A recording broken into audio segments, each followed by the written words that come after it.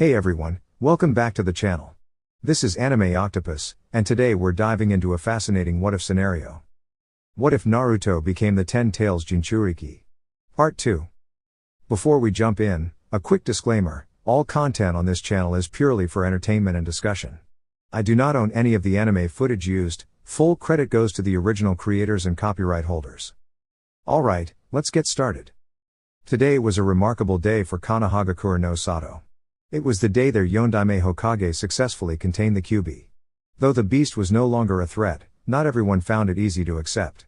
When Hiruzen shared the news of the Kyuubi's disappearance, some recognized the difference between the spirit of the prisoner and the one who guarded it.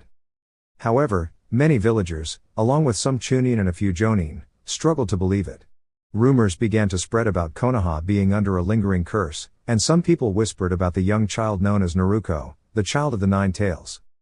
Despite the celebrations surrounding the Kyuubi's containment, a few villagers treated Naruko unfairly. They would avoid her, refuse to offer help, or give her cold looks. As she grew older, these challenges continued. When Naruko turned 3, she had to leave the orphanage. You're old enough to start learning to take care of yourself. Remember to be strong and kind, and don't worry your Hokage, the caretaker told her. Naruko, though very young, nodded and resolved to do her best. Hiruzen, the Hokage, would visit from time to time.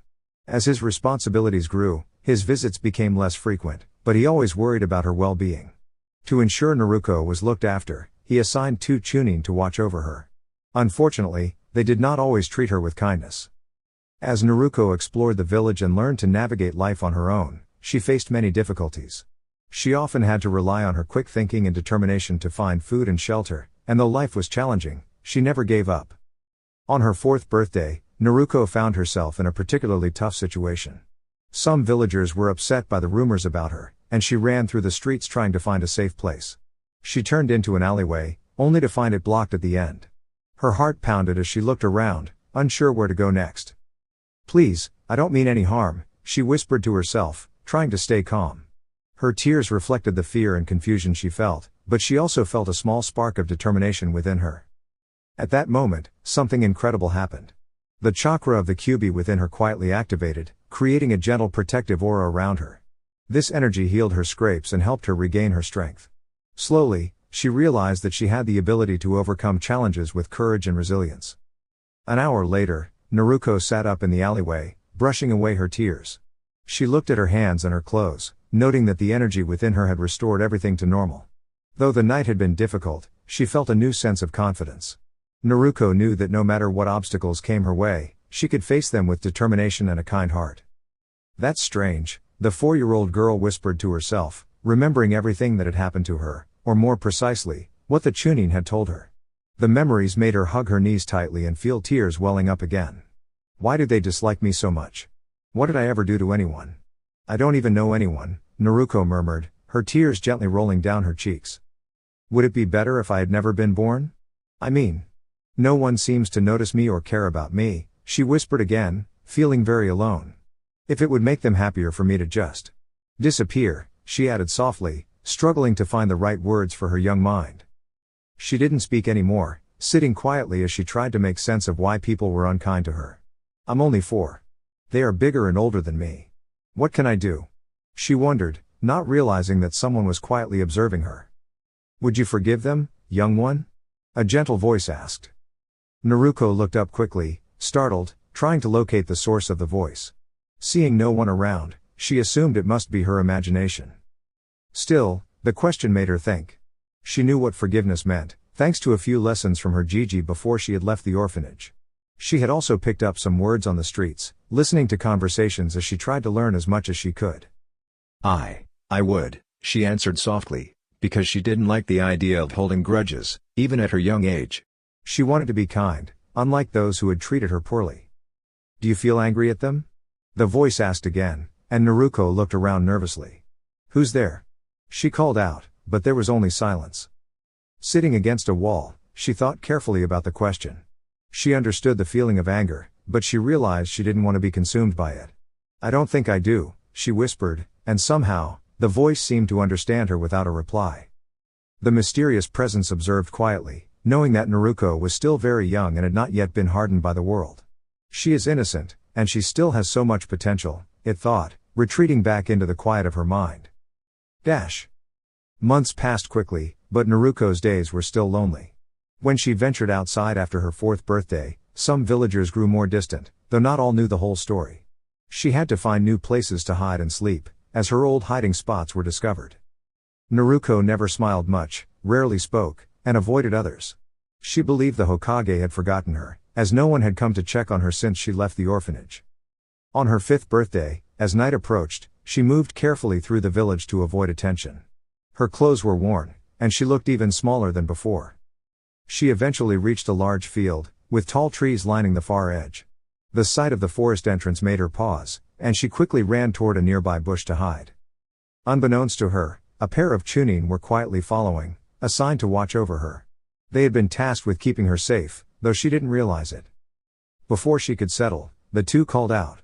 "Hello there, little one," one said gently. Naruko froze, unsure what to do.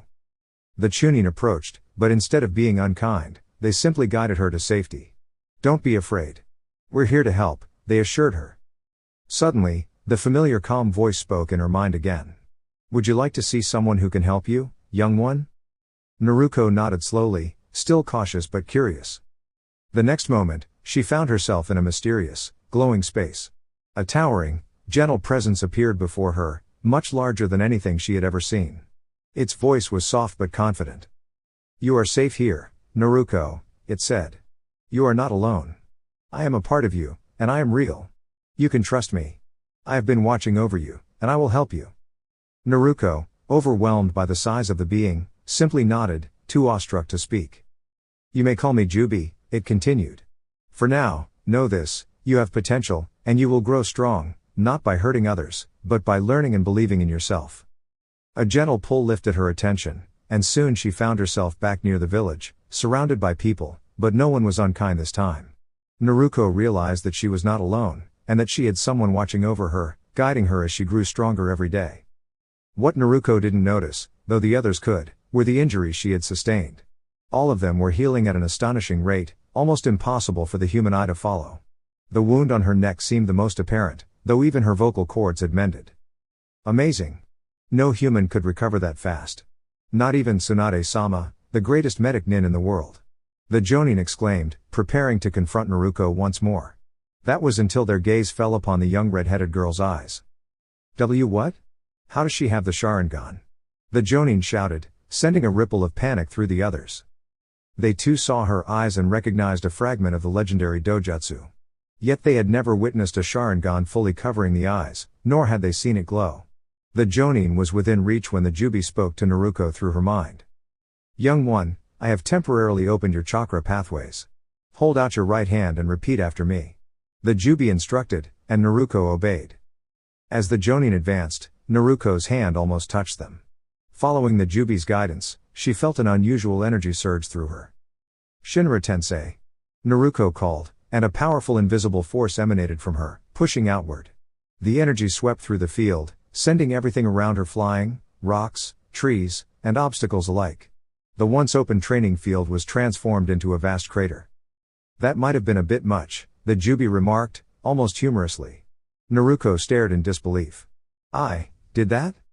"Yes, young one. But do not dwell on it. I sense others approaching. Quickly, move into the forest and hide. I will protect you," the Jubi advised. Naruko followed, sprinting into the dense forest while the entity master presence from those searching for her. Soon, the Hokage and several Anbu arrived at the crater, astonished by the destruction. What could have caused this? The Sandaime Hokage wondered aloud, surveying the scene. Despite their investigation, they could not determine what had happened. Meanwhile, Naruko took refuge in a hollow tree trunk, its age evident from the insects inside. She slept for a time, awaking only when the Jubi spoke again. "They are gone, young one," the massive being assured her. Trusting the Jubi, she emerged, intending to return to Konoha. "Stop, young one. Do not return yet," the Jubi warned. Naruko paused. "But why? How will I survive out there?" she asked, her voice tinged with worry. "I will teach you how to thrive, as well as many other things. You cannot rely on the others, so you must learn independently. I will guide you," the Jubi explained. "You will help me?" Why are you so kind to me, Jubi-san? Naruko inquired, standing alone amidst the towering trees. Sit, young one, and follow my instructions, the Jubi directed.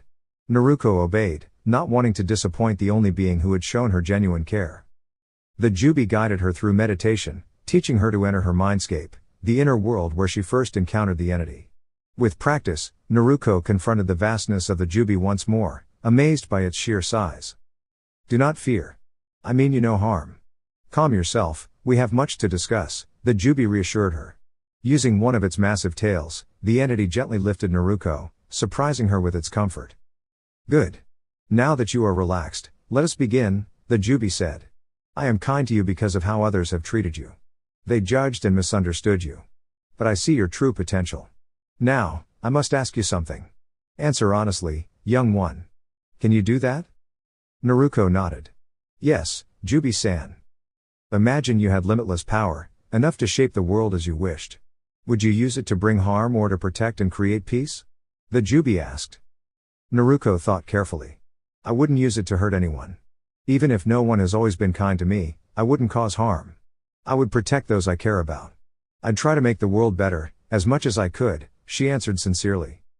The Jubi was impressed. A child so young, yet so thoughtful and honest. Very well. You are unique, and I am pleased with your heart. Now, I will grant you great power, but not as a gift. You must work hard, train diligently, and earn it. Only then will your true potential be realized. That caused Naruko to look at the entity in front of her in astonishment. Why you want to give me such power? Why? She asked, her voice trembling with surprise at what she had just heard. Tears welled in her eyes, for she had never received such generosity from anyone. The idea that someone was willing to entrust her with such power felt almost unimaginable, as she had never sought it for herself. The Jubi understood this well, which only made the enormous being admire Naruko more. She was not driven by ambition or desire for strength alone. Yet, if given the power to protect those she cared about, she would embrace it wholeheartedly and work diligently to master it. I wish to give it to you for two additional reasons. Firstly, as I mentioned before, I understand your heart, young one. I can feel it. You would not simply accept power handed to you. You would seek to grow your own abilities and train to reach your own potential. Secondly, I wish to see what you are capable of achieving. I will serve as your guide, so to speak. And, if you wish, as a partner as well. Those words left the young redhead utterly speechless. Someone wanted to guide her, and not just as a mentor, but also as a partner in her journey. Overcome with emotion, she wept quietly, unsure how to respond. It is all right to cry, young one, the Jubi said gently. I will never judge you. I am here to help. The path ahead will be challenging, perhaps more than any other, but it will be your path to walk. So I ask you this, are you willing to walk this path, Uzumaki Naruko? Hearing her name spoken aloud for the first time by the enormous being, Naruko lifted her tear-streaked face and replied, her voice small but determined, why yes, Jubi-sensei. If the Jubi could smile, she would have seen it. Good, young one. Rest for now. Tomorrow we will continue our discussion, for I know you have many questions. Your mind, however, needs calm and rest. Sleep now. Exhaustion from the day's events and the lessons she had absorbed weighed heavily on Naruko, and she quickly drifted into a deep sleep. The Jubi, too, lay down, remaining alert while sensing everything around Naruko with ease. We are sorry, Hokage-sama. We found no trace of what caused the crater, nor could we determine who was affected by the incident. We were unable to identify the individuals involved or the number of those impacted, reported an Anbu in a bear mask, giving a detailed update after over 5 hours of searching.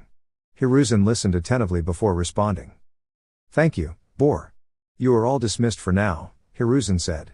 The Anbu bowed respectfully and left to rest after their long day. Knowing that the next day would bring many questions and explanations, Hiruzen also retired early, hoping to gather strength for the challenges ahead, unaware of the deeper consequences of the village's recent events.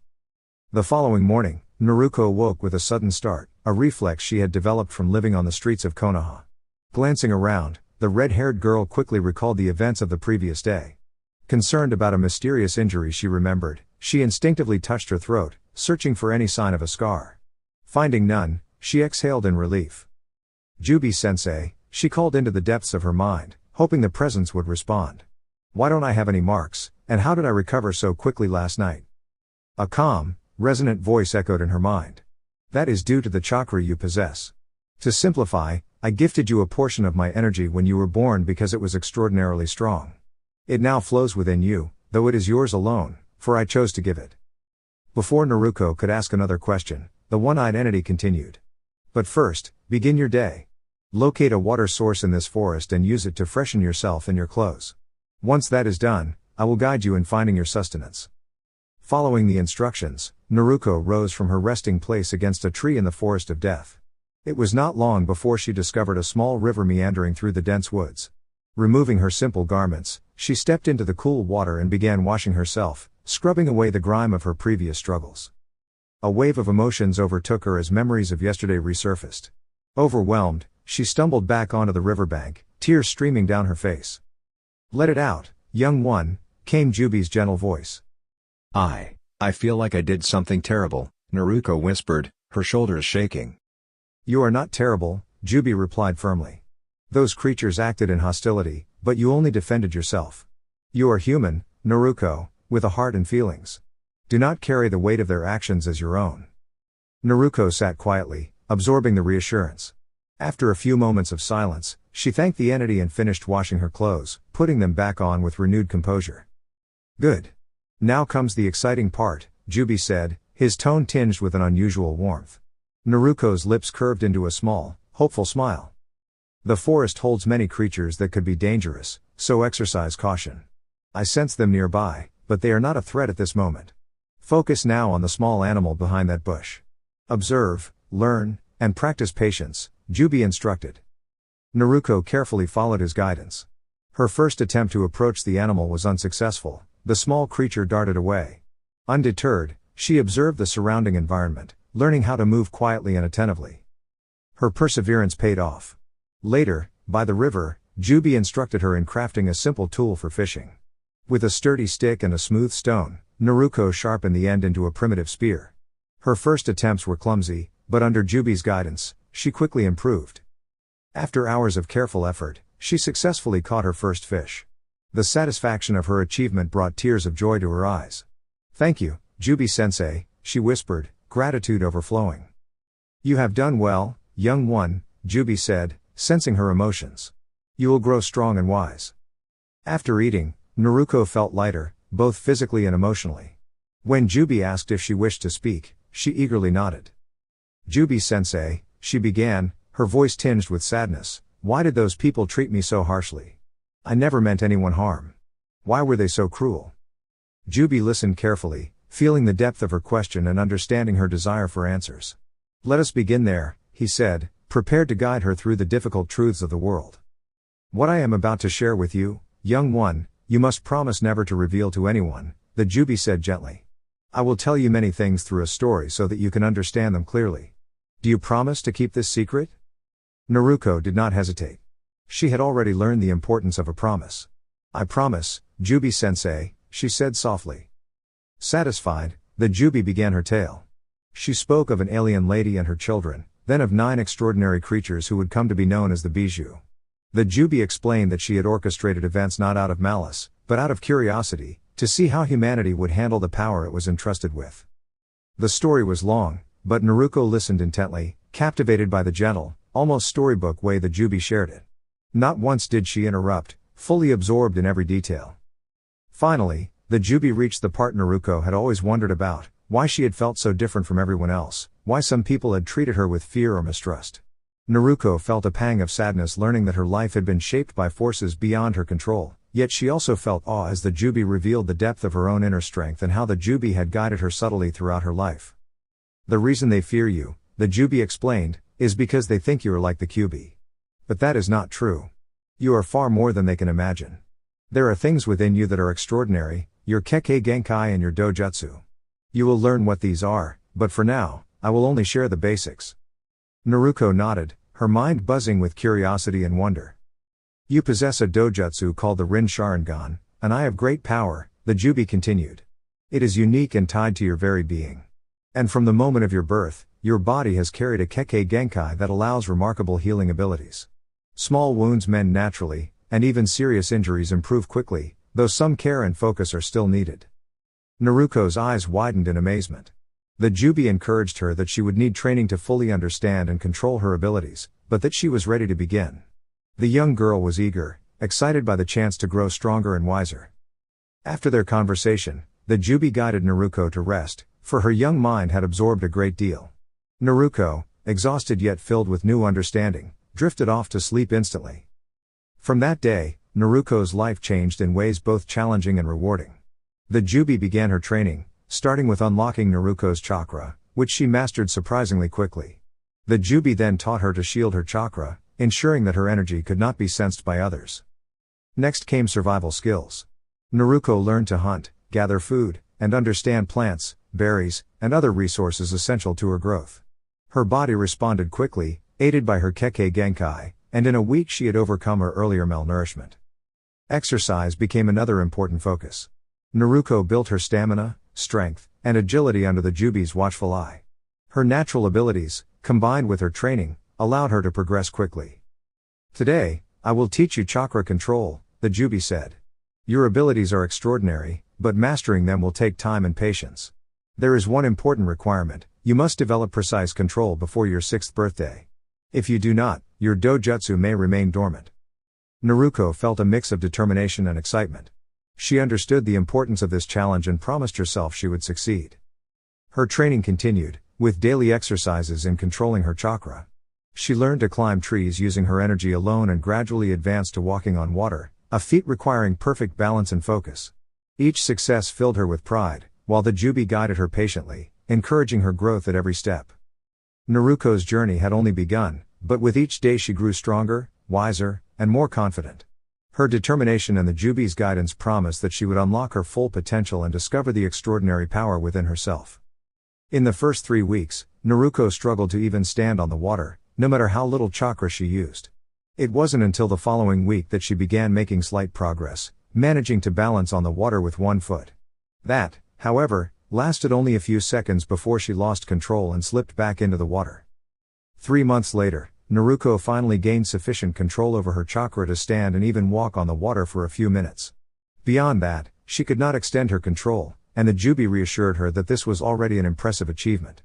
Any further mastery would be beyond her current capacity, no matter how much she trained. She was fortunate, as her 6th birthday was approaching, a milestone that brought a mixture of excitement and nervousness for both her and the Jubi. "Good, young one. Now comes a stage where you must exercise extreme care, or your vision could be affected," the Jubi warned, causing Naruko to gulp nervously. She understood that one misstep could prevent her from unlocking her dojutsu permanently. The Jubi explained that her body's chakra limits meant she would need to train carefully to make the abilities her own. Naruko's training was driven by determination. She sat beside the small lake she had used for almost a year, took a deep breath, and focused. "Control your chakra, young one. Use as little as possible and direct it precisely toward your eyes," instructed the Jubi. Following these instructions, Naruko concentrated intensely, channeling her chakra to her eyes.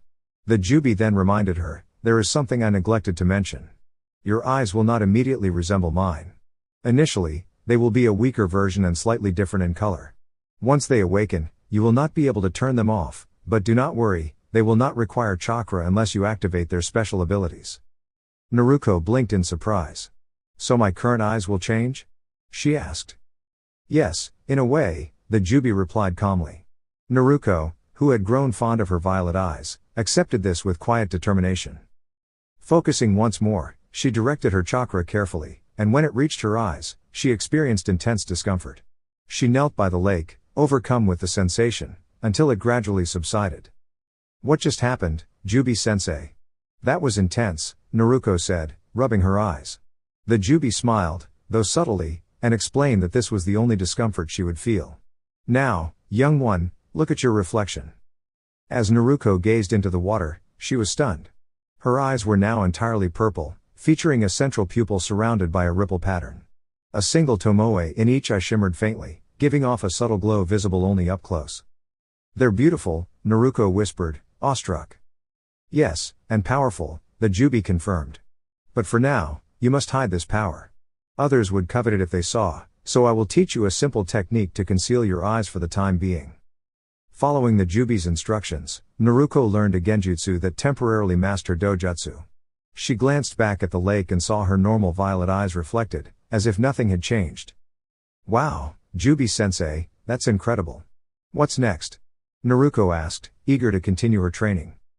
First, restore your vision to normal, the Jubi instructed.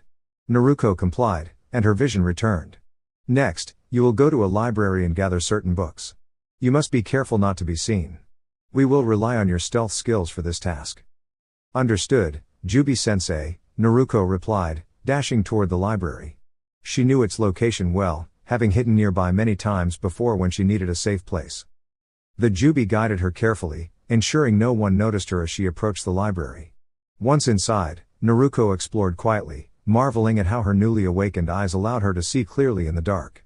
She retrieved the books the Jubi indicated, her excitement growing as she began to realize the possibilities of her abilities. Don't worry, young one, the Jubi said. Soon, you will not only learn to read and write properly, but also to master advanced techniques in an art called Fuinjutsu. This will require skillful writing, but I know you will excel. Naruko paused, curiosity sparkling in her eyes. Advanced techniques, Jubi-sensei? Yes, but no questions for now. Time is short. Focus on collecting the books first, and everything else will follow, the Jubi replied. With determination, Naruko continued her careful exploration, confident in the journey ahead. It didn't take long before Naruko discovered her first book, one that the Jubi had named Children's Book, A to Z. The second book she found was titled Children's Book, Writing. She picked up 2 more after that, Dictionary and a simple, small reading book suitable for children. Naruko could carry no more than 4 books at a time, so she quickly headed for the exit. Using her chakra control, Naruko gracefully walked up the wall and climbed through a window high on the back wall of the library. Balancing the books in her arms made the climb a bit slower, as the window was narrow. Eventually, she landed safely on the ground. The Jubi remained vigilant, ensuring that they were alone, which, fortunately, they were. Once confident she was out of sight, Naruko quietly made her way toward the forest from which she had come, carefully avoiding anyone who might notice her. The late hour helped, as most villagers were asleep, though the patrol of shinobi remained alert. Thankfully, none of them spotted Naruko. After several minutes, Naruko reached the forest and returned to her familiar training spot near the lake. The Jubi spoke gently, "Young one, do not put your books down just yet. First, find a place where you can rest comfortably. Look for a small cave, or perhaps a hollow beneath a tree that can serve as a temporary home." Naruko eagerly followed the advice, seeking a safe place to call her own. Half an hour later, she discovered a small cave, its entrance shielded by thorny bushes. It seemed fortunate that the thorns had kept the cave unoccupied. Inside, Naruko arranged her books neatly against one wall. Thanks to her Rin Sharingan, she could see in the darkness, which allowed her to navigate safely. That night, she simply lay down and fell asleep, bidding the Jubi good night. This marked the beginning of Naruko's true learning. Deprived of conventional schooling, she relied on her own determination and the guidance of a powerful mentor. The Jubi became both her teacher and companion, and Naruko expressed her gratitude through dedicated training. Each day, she learned the letters of the alphabet and how to write, using a stick in the sand as she had no paper or pen. Over time, Naruko returned to the library for more books, putting back the first storybook she had read. Reading had become a passion, and she even began studying the dictionary to expand her vocabulary. Alongside her academic pursuits, the Jubi guided her in chakra control. Exercises like walking on trees and water became second nature. She learned balance using a stick on her palm, mastering the skill quickly thanks to her dojutsu. Within a year, Naruko had become fluent in reading, writing, and chakra exercises. When Naruko expressed interest in learning Fuinjutsu, the Jubi explained that special tools were needed. After her 7th birthday, she was also encouraged to explore the world's knowledge independently, though the Jubi remained a supportive presence. On that birthday, she gained an additional tomoe in each eye, and the Jubi revealed more about the power she now possessed. "Young one," said the Jubi, "it is time for you to learn truths that have been hidden from you. I know you are ready. Come, sit, and listen." Eager to uncover what she had not yet understood, Naruko sat against her cave wall and entered her mindscape, finding herself once more atop one of the Jubi's tails. "Jubi-sensei, what is it you wish to tell me?" she asked. "This will be a lot to take in," the Jubi replied. "Afterward, you may ask questions or express any frustration you feel." The first revelation concerned her family. Naruko had long wondered why she had no parents. Learning that her father, Yondaime Hokage Namikaze Minato, had entrusted others with her care stirred a mixture of emotions within her. She was upset but soon understood the reasons behind his decisions. The Jubi allowed her to voice her emotions freely, which helped her find calm. The Jubi also shared the story of her mother, Uzumaki Kushina, a brave young woman from the nearly extinct Uzumaki clan. Naruko learned that the clan had been disbanded due to fear of their fuinjutsu abilities, yet she vowed to honor her heritage. Her pride and admiration for her mother grew immensely, and she felt a deep sense of gratitude for the guidance she had received. Despite the challenges and revelations, Naruko remained determined to learn and grow. Her respect for her parents, coupled with her appreciation for the Jubi's mentorship, strengthened her resolve to embrace knowledge, skill, and self-discovery. Naruko, your parents left so much for you, especially your mother. All of their belongings and cherished possessions were entrusted to you. I once saw the Kyuubi, who had previously been your mother's companion, reading a will through her eyes while part of me remained within her. I will guide you to it when you feel ready. We must proceed with caution, for the location is unfamiliar, and there may be many guardians watching because of who your father was, the Jubi said, speaking gently to the young girl who was still holding back tears. Naruko took a deep breath and nodded, eager to discover what her mother, and in part, her father, had left for her. The Jubi's expression grew more serious, and Naruko could feel the weight of his presence. Young one, what I am about to share with you is something you must keep entirely to yourself. Even if you become a shinobi and rise to be a leader, you must never reveal this to anyone unless you trust them completely. Do you understand? I do, Naruko replied firmly, her eyes bright with determination. You know the name of your eyes, and there is no other dojutsu that can compare to theirs. Even now, no other eyes are remotely the same. But remember, do not rely solely on your eyes, the Jubi continued. Naruko nodded thoughtfully, absorbing every word. Now, let me explain the tomoe in your eyes and why you keep gaining more. Think of them as levels. Each tomoe you unlock strengthens you and unlocks new abilities. The maximum is 9 tomoe in each eye. The first 2 tomoe are the easiest, requiring only enhanced chakra and control. The third tomoe, however, demands even greater strength, comparable to a highly skilled shinobi. From there, each additional tomoe becomes increasingly difficult to obtain, 1 per eye at a time, until all 9 are achieved. The last 2 tomoe are exceptionally rare, but I have faith in you. When you reach them, not only will you be stronger, but there will also be a special reward waiting for you. Naruko's eyes sparkled at the thought.